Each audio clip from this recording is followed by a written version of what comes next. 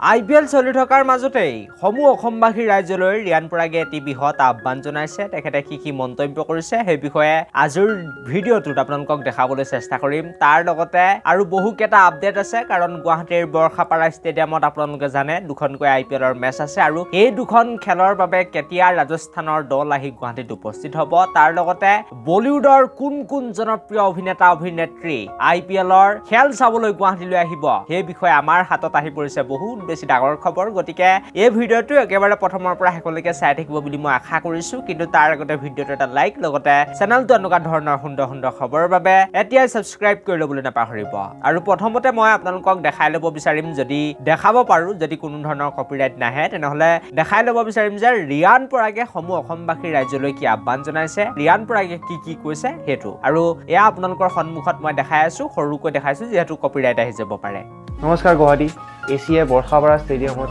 15 মেত পঞ্জাব কিংছৰ বিৰুদ্ধে আৰু 19 মেত কলকাতা নাইট ৰাইডাৰ্ছৰ বিৰুদ্ধে হ'বলগীয়া খেল দুখন আপোনালোকে আমাক হিহা উজাৰি সঁহাৰি জনাও বুলি আশা কৰিলোঁ আপোনাৰ ঘৰুৱা ৰাজস্থান ৰয়েলছৰ দুইখন খেলৰ বাবে tickets available on Book My Show' দেৰি নকৰিব book your seats on Book My Show' আৰু ইয়াত আপোনালোকে দেখিলে যে ৰিয়ান পৰাগে কি মন্তব্য কৰিছে অহা 15 মে তাৰ লগতে 19 মেত অনুষ্ঠিত হ'বলগীয়া গুৱাহাটীৰ বৰখাপাৰাত যি খেল আছে সেই দুখন খেলত আমাৰ অসমবাসীক সাপোৰ্ট কৰিবলৈ কৈছে খেল কেইখনৰ বাবে টিকেট বুকিং কৰিবলৈ ৰিয়ান পৰাগে আহ্বান জনাইছে আৰু আমাৰ অসমৰ ফালৰ পৰা কিন্তু সাপোৰ্ট কৰিব লাগিব খেল কেইখন চাবলৈ যাব লাগিব তেতিয়াহে আহিবলগীয়া টাইমত গুৱাহাটীত আৰু খেল দিব গতিকে সকলো যাব বুলি মই আশা কৰিছো খেল কেইখন চাবলৈ তাৰ লগতে যি বৰ্তমান সময়ত খবৰ ওলাই আহিছে সেই খবৰটো হৈছে যে অহা 14 মে তাৰিখত ৰাজস্থান ৰয়েলছৰ দল আহি গুৱাহাটী বৰখাপাৰাত উপস্থিত হ'বহি তাৰ আগতে 13 মেৰ দিনাখনিয়ে ৰাজস্থান ৰয়েলছৰ যি টিম মেনেজমেন্ট আছে সেই টিম মেনেজমেন্ট আহিব বুলি গম পোৱা গৈছে ইয়াৰ লগতে বাকি যি পাঞ্জাব কিংছ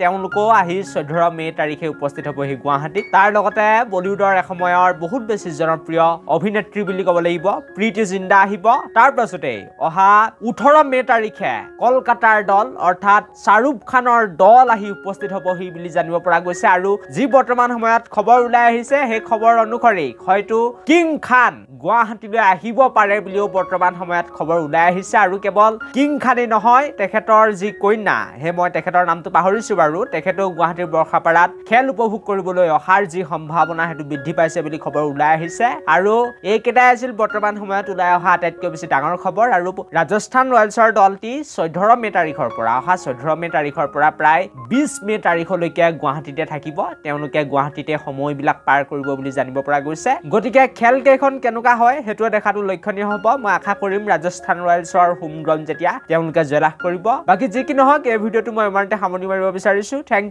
ইউ ফৰ ওৱাচিং দিস ভিডিঅ'